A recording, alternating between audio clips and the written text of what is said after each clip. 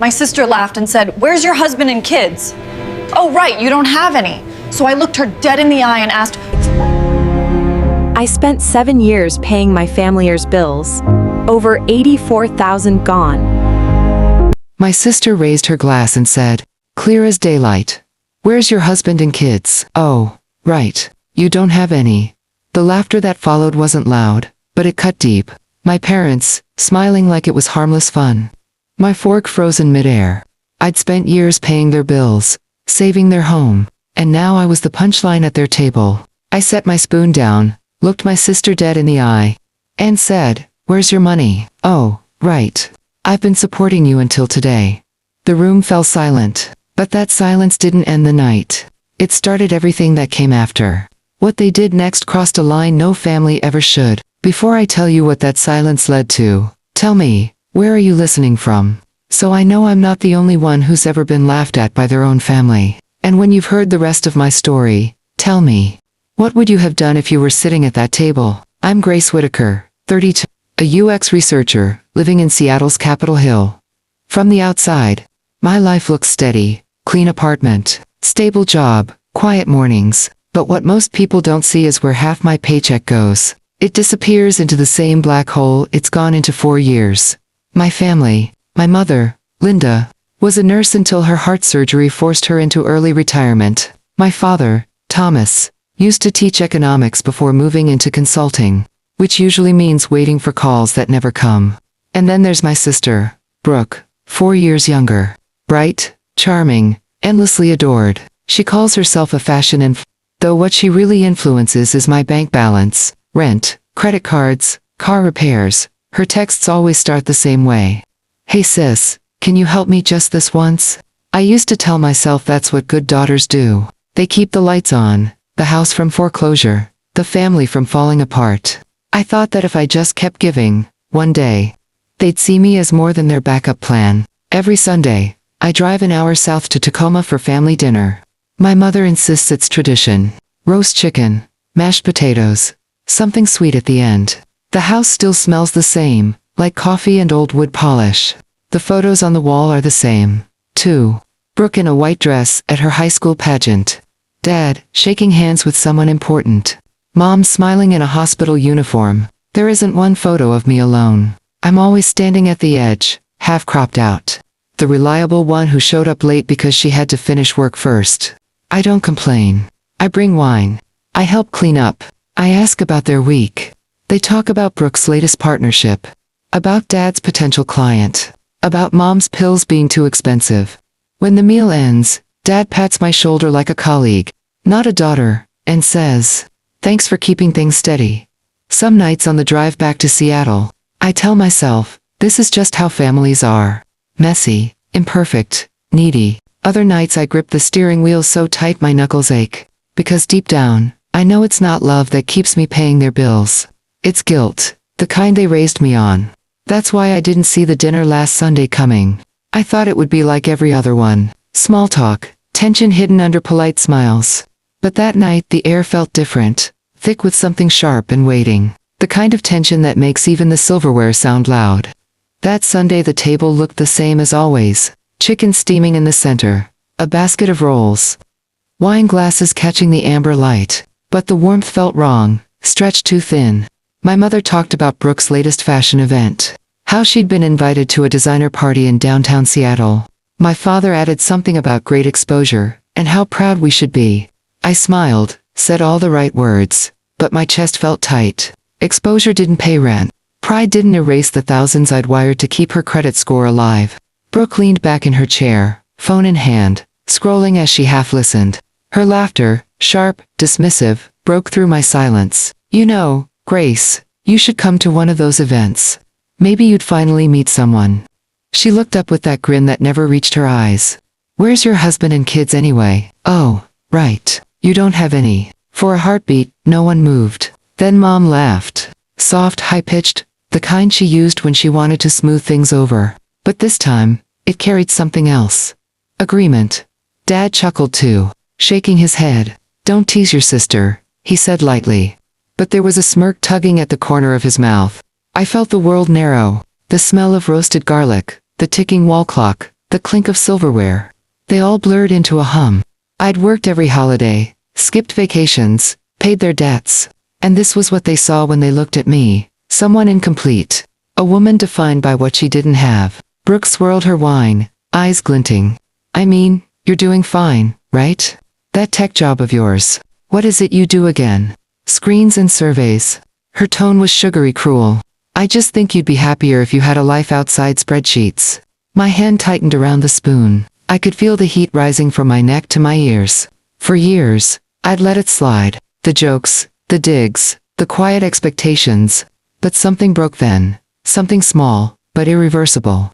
I set my spoon down and looked straight at her. My voice came out calm, almost a calm. Where's your money, Brooke? I asked. Oh right. I've been supporting you until today. The words hung in the air like shattered glass. The laughter stopped. My mother's hand froze halfway to her mouth. My father's eyes darted between us, unsure whether to scold or stay silent. Brooke blinked, stunned. Excuse me? You heard me, I said quietly. I'm done. For the first time in years, no one interrupted me. The only sound was the ticking clock on the wall. That silence. It wasn't peace. It was the sound of something ending. When I drove back to Seattle that night, the silence in my car felt heavier than their stares. The road stretched ahead like a tunnel of headlights and rain. My reflection in the window looked unfamiliar, calm on the surface. But underneath something sharp had finally woken up. I didn't cry. I didn't replay their words. I just thought about everything I'd done. Every transfer, every bill, every sacrifice that had built their comfort while shrinking mine. By the time I reached Capitol Hill, I knew I couldn't go back. Inside my apartment, I kicked off my shoes and went straight to my desk. The stack of envelopes was still there. Bills, payment notices, receipts. I'd never had the courage to total. I turned on my laptop and opened my bank account. Line after line, year after year, it stared back at me. Money to cover Brooke's tuition, Dad's mortgage, Mom's medication. The broken car, the new sofa. Over $80,000 in 7 years. My chest tightened. I'd spent the best years of my life keeping everyone else afloat. The irony was brutal. I worked in fintech building tools to help people manage their money, while I couldn't manage to keep my own from bleeding away. That night, I hovered over the recurring transfer button I'd set up for my parents. The screen asked, "Are you sure you want to cancel this transfer?" I clicked yes. It was just one click. But it felt like cutting a cord that had strangled me for years. I sat back, exhaling for what felt like the first time in forever.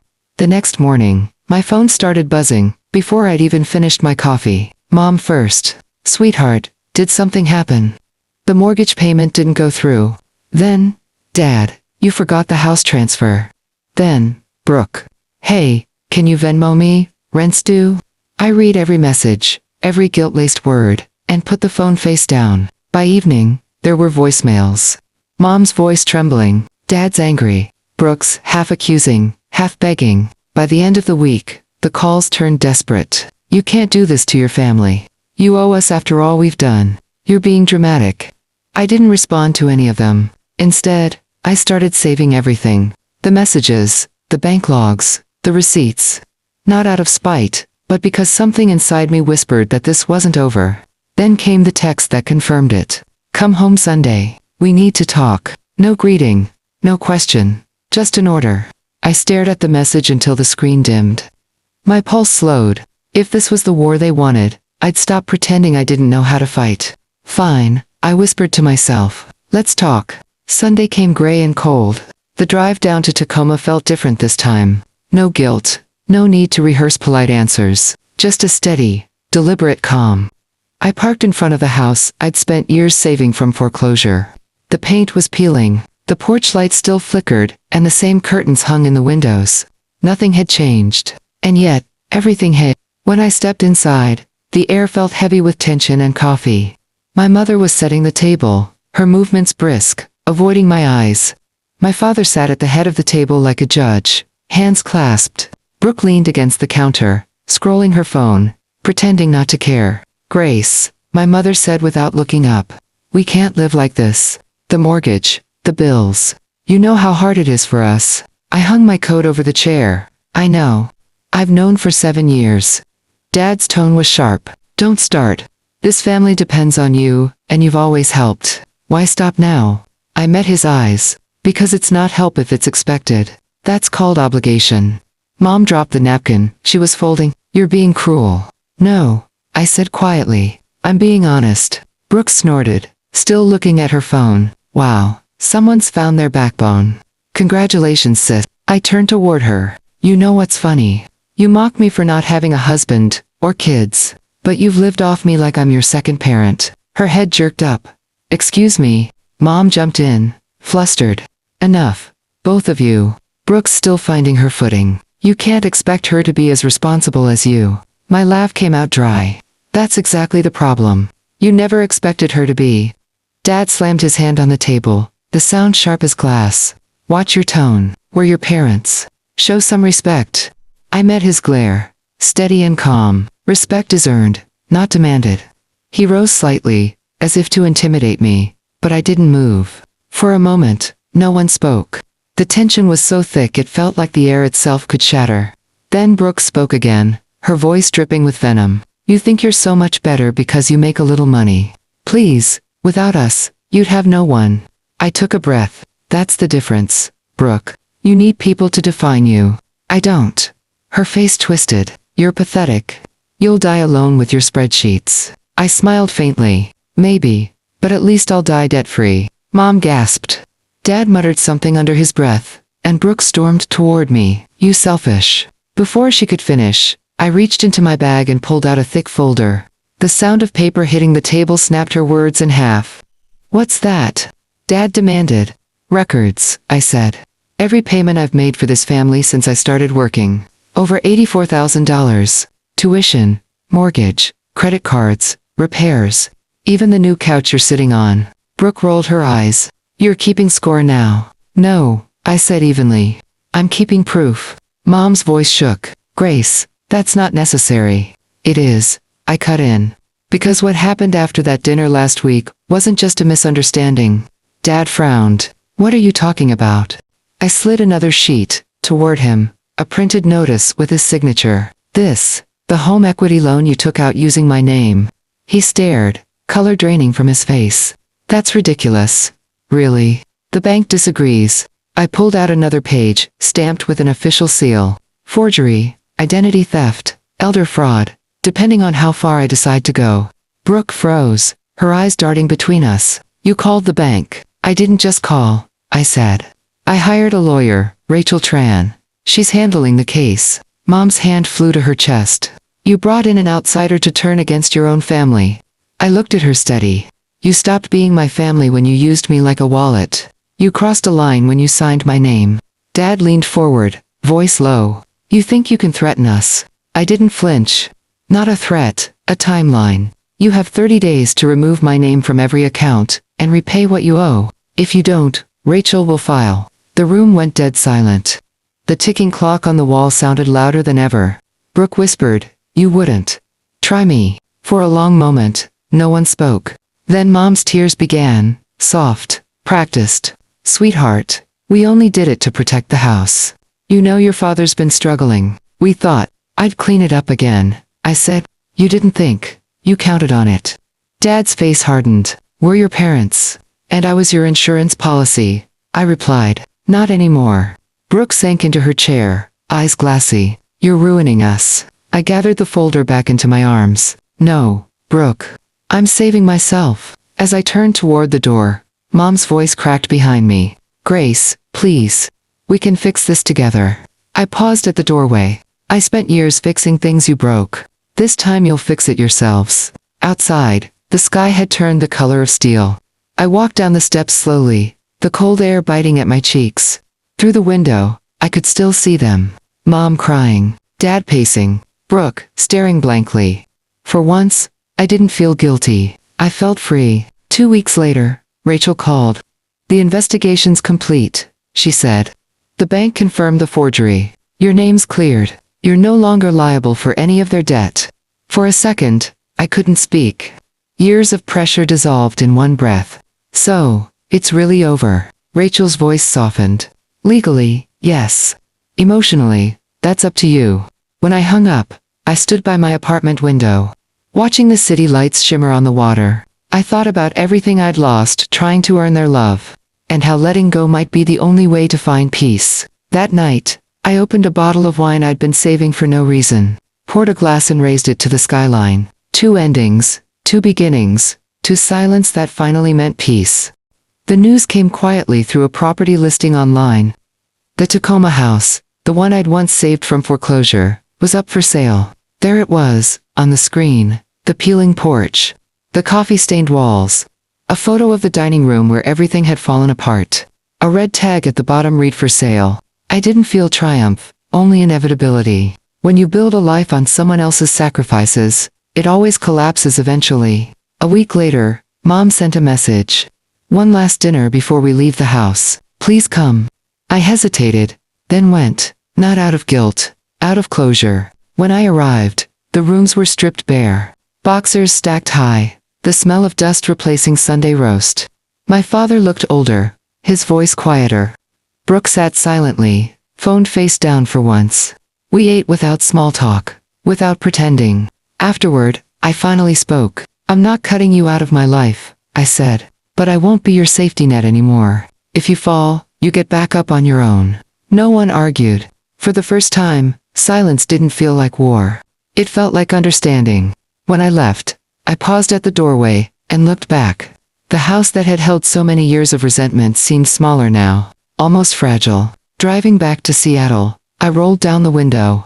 The wind was cold, sharp, and clean. I thought of all the things I'd finally made room for, my own savings, my own peace, my own future. In the weeks that followed, I focused on work, took a promotion, and signed up for a night course I'd been putting off. My life was no longer divided into what they needed and what was left of me. It was mine again. Sometimes I still think about that night. The laughter, the silence, the line I finally drew. For years I thought love meant sacrifice. That being the good daughter meant carrying everyone else. But real love doesn't drain you. It doesn't demand your peace as proof. Now, when I sit in my Seattle apartment and see the sun slide over the skyline, I don't feel bitterness, just calm. I learned that saying no isn't cruelty. It's self. If you've ever been the one holding your family together while they tore you apart, I want to hear from you. Tell me where you're listening from and what line you had to draw. And if this story hit home, subscribe because there's more to come.